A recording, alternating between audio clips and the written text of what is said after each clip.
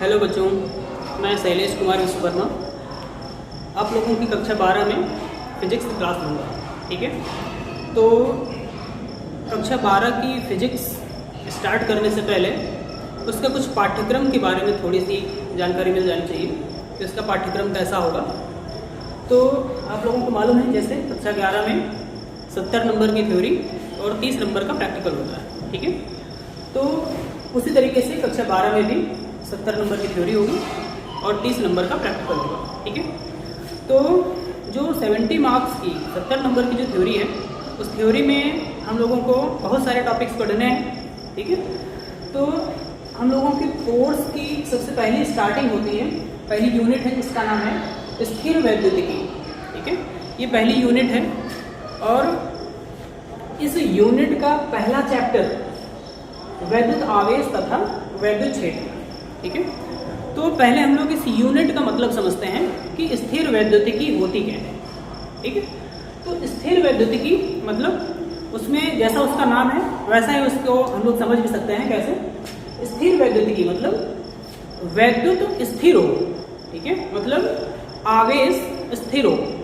तो इस पूरी यूनिट में हम लोग आवेश को स्थिर मान करके उसके सारी प्रॉपर्टीज को, उसके सारे गुणों का अध्ययन करें। ठीक है, तो इस यूनिट का सबसे पहला चैप्टर है वैद्युत आवेश तथा वैद्युत क्षेत्र। इसमें हम लोगों को दो चीजें पढ़नी है, वैद्युत आवेश और वैद्युत क्षेत्र। ठीक है, तो सबसे पहला टॉपिक है हम लोगों का वैद्युत आवेश, जिसको हम लोग इलेक्ट्रिक चार्ज बोलते हैं इंग्लिश में। तो वैद्युत आवेश होता क्या है?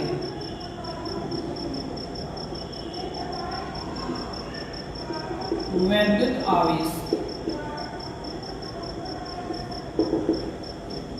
अब देखिए जरा, वैद्युत आवेश हम लोगों ने बहुत सारे प्रैक्टिकल किए हैं अपने डेली लाइफ में भी। हम लोगों ने बहुत सारे वैद्युत आवेश के प्रयोग किए हैं, लेकिन हम लोग उसको समझ नहीं पाते हैं कि क्यों ऐसा हो रहा है। ठीक है, जैसे आप लोगों ने बहुत सारा प्रयोग किया है।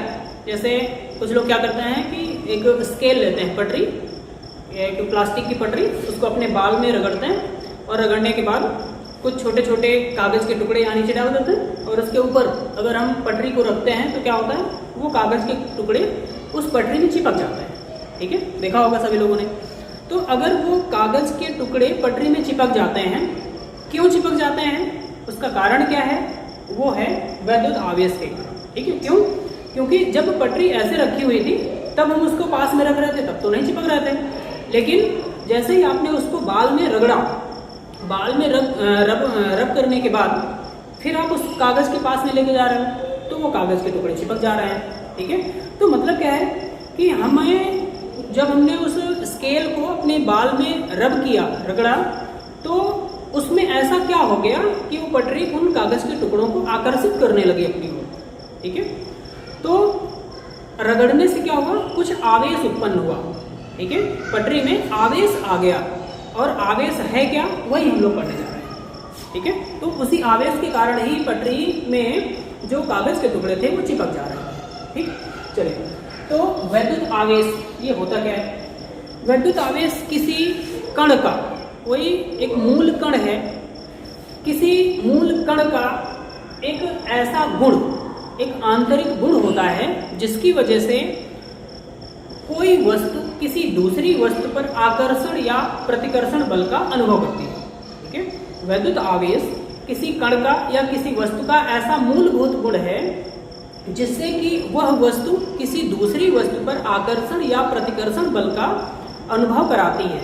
यानी कि आप ये कह सकते हैं कि वस्तु वैद्युतमय हो जाती है, तो उस गुण को, उस आंतरिक गुण को ही वैद्युत आवेश कहते हैं। ठीक है, तो अब ये वैद्युत आवेश जो है वो दो तरीके का होता है। कौन कौन सा होता है? एक धन आवेश होता है और दूसरा होता है ऋण आवेश। ठीक है, धन आवेश और ऋण आवेश, दो तरीके का आवेश है।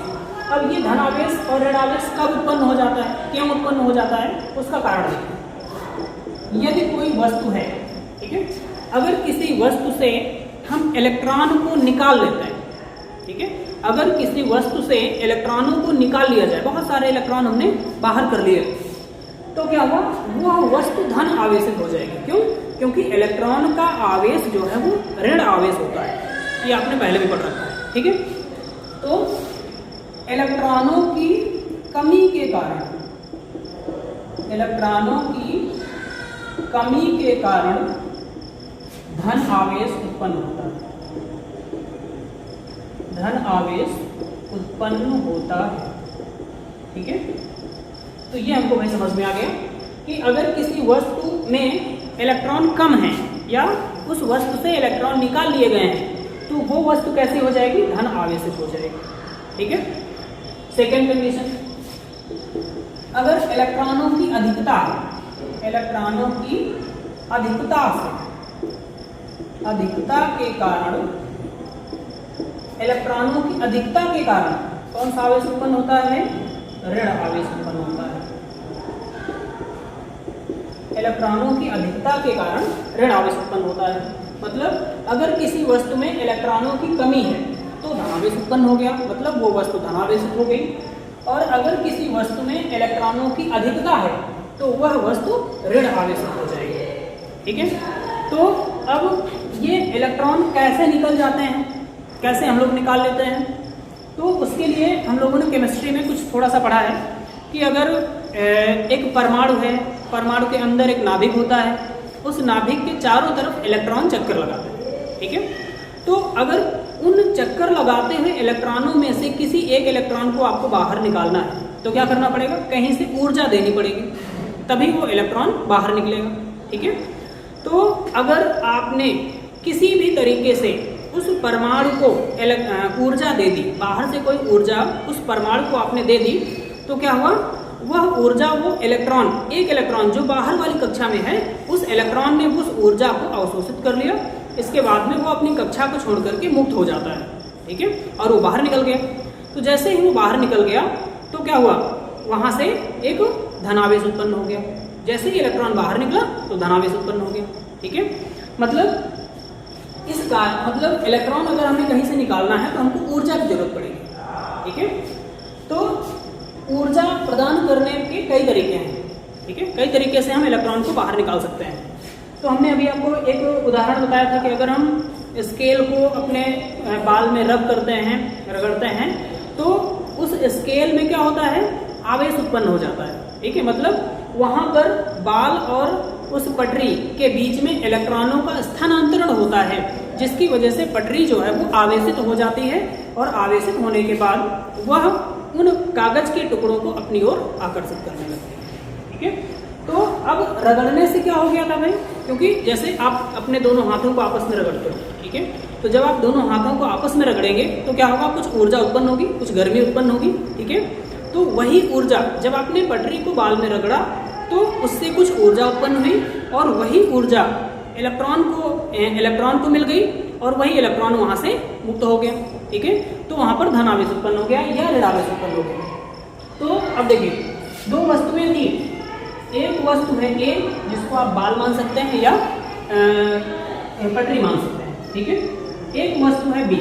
अगर इन दोनों वस्तुओं को हम आपस में रगड़ेंगे तो किसी एक वस्तु से इलेक्ट्रॉन निकलेगा और किसी दूसरी वस्तु में चला जाएगा, ठीक है। तो मान लेते हैं कि एक इलेक्ट्रॉन यहां से निकला, ए से निकल करके बी में पहुंच गया। तो जब ये ए से एक इलेक्ट्रॉन निकल गया तो ये वस्तु क्या हो गई, धन आवेशित हो गई। ए वस्तु क्या हो गई, धन आवेशित, और वस्तु बी क्या हो गई, ऋण आवेशित, ऋण आवेशित, ठीक है। तो जहां जिस वस्तु से इलेक्ट्रॉन निकलेगा वो वस्तु धनावेशित हो जाएगी, और जिस वस्तु को इलेक्ट्रॉन मिलेगा या जो वस्तु इलेक्ट्रॉन को ग्रहण करेगी वो ऋण आवेशित हो जाएगी, ठीक है। तो इस तरह से इलेक्ट्रॉन के स्थानांतरण के कारण क्या हो जाता है, वैद्युत आवेश उत्पन्न हो जाता है, ठीक है। तो वैद्युत आवेश के उत्पन्न होने के कई तरीके हैं, कई तरीके से हम वैद्युत आवेश को उत्पन्न कर सकते हैं, ठीक है। तो आज के लिए इतना ही रखते हैं, फिर हम लोग, क्योंकि आज फर्स्ट डे है, बहुत ज़्यादा नहीं पढ़ाएंगे आपको, और आपको एक PDF मिल जाएगी, तो उस PDF में आपको नोट्स भी मिल जाएंगे, तो आप साथ में नोट्स भी कंप्लीट करते चलिए और समझते भी चलिए, ठीक है। Okay, thank you.